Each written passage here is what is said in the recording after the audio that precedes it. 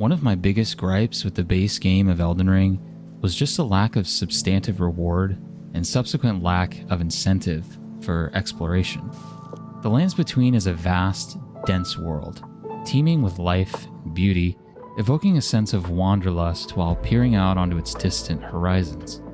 Despite the appeal though, exploring this world and unearthing its secrets often left me just a little disappointed.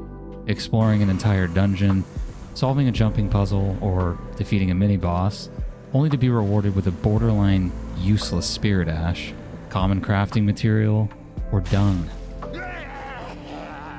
FromSoftware clearly attempted to address this issue to some extent in Shadow of the Erdtree. All of the appeal of the Lands Between is matched here, and some would argue, including myself, that the Shadowlands elicits even more intrigue. Exploration feels really solid, and the reward for doing so is much better than in the base game. I decided to attempt to explore every nook and cranny of the Shadowlands to see what secrets and treasures lie tucked away. These are the 6 weapons I found. First on this list is the Spiraltree Seal. I imagine a good amount of players have missed this one, as it requires not only some exploration, but also a fair bit of progression to obtain. First, I would travel to the Scorched Ruins site of Grace, and head northeast to a small cave where we can grab the Sacred Tower painting. Next, we need to find the Spirit of the Painter, but in order for the spirit to appear, we need to defeat Mesmer, get his kindling, and use that kindling on the ceiling tree to reveal the tower.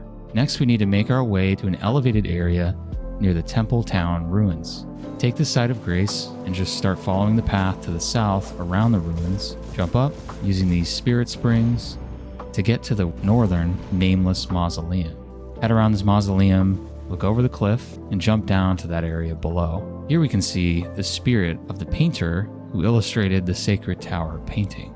If we approach him, he will disappear and we can loot the Spiraltree Seal, which, unsurprisingly, enhances our spiral incantations. Next up, we have the Fire Knight's Seal. This one is found within the church district of the Shadowkeep. After we drain the water from the district, head down through the opening below the lever we just used.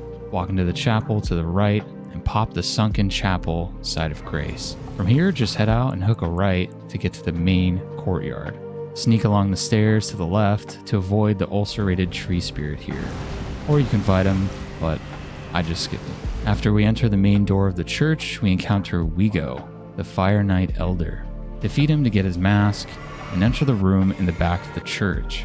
Nestled behind the statue of Marika is our item, the Fire Knight's Seal. This seal, as its name implies, increases the potency of Mesmer Flame or Fire Knight incantations, those being Rain of Fire, Flame Serpent, and of course, Mesmer's Orb. Our next item brings us back to the beginning of the DLC, where you may remember encountering these very tough enemies known as the Curseblades. All we're trying to do here is farm the circular weapons wielded by these Curseblades, known as the Curseblade Cirques. The most optimal locations for farming this weapon are going to be the gravesite plain area, where one waits atop one of the stone structures in the distance, as well as the stage front area of Bellarat Tower Settlement, where if we descend the stairs behind the Site of Grace, we will encounter another Curseblade. Now, unfortunately, the chances of the Cirque dropping are quite low, so it may take some time for you to get them. But it is worth it in my opinion, as with the Cirques, we get the same moveset as the Backblades, but with a bleed effect.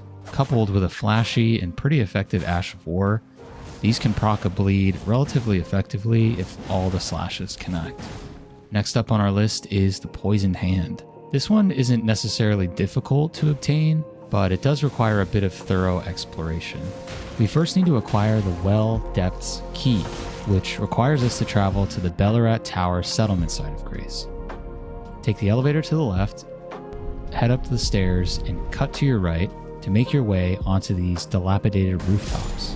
Take care of these grave birds and hop down through this hole in the wall. The key is located on a body just in the corner. Now, to use the key, head back to the Bellaret Tower settlement site of Grace and head straight this time. Take the stairs past this fountain and head toward this other fountain to the right till you reach the well. Descend the ladder and use the key on the sewer gate.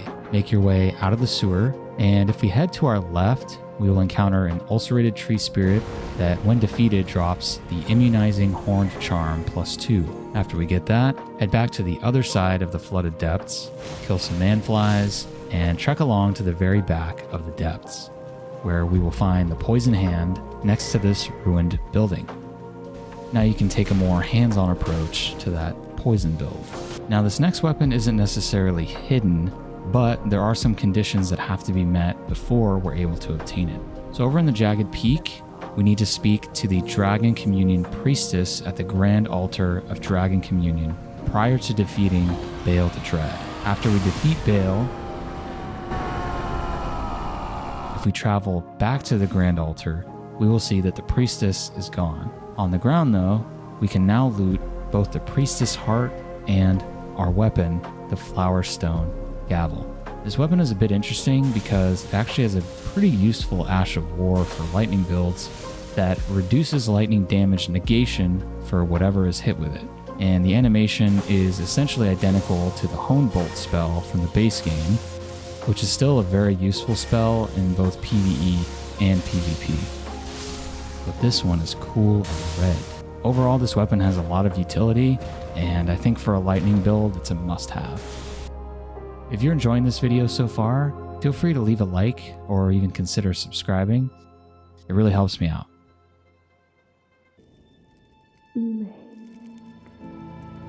Make it stop. Don't turn the poor thing into a god. Our last weapon is probably the coolest one on this list. For this one, we need to head to the Stone Coffin Fissure via the Fissure Cross site of Grace. From here, head over toward the large coffin to the east. Keep descending until you reach this cave. Ignore the tunnel to your right and just head to your left, avoiding the slimes. In the back of this small cave, we will find our weapon, the Velvet Sword of St. Trina. This sword is special because it is able to proc Eternal Sleep, which is a new status effect in the DLC. This behaves very similarly to the regular status effect of sleep, but rather than invoking a set duration of sleep on an enemy, it puts them permanently to sleep. The only caveat being, this permanent sleep effect only works on lesser mobs. This is obviously nerfed in PvP and against bosses, but it is still really cool to use. So those are all the slightly more hidden weapons that I found throughout my journey in the Shadowlands. Hopefully at least one of these was new to you, and my walkthrough helped you in some way. If you made it this far in the video, thank you. You're a true sunbro. Don't forget to give me a sub if you liked the video. It's greatly appreciated. Be safe out there. Neither of us want to see you go hollow.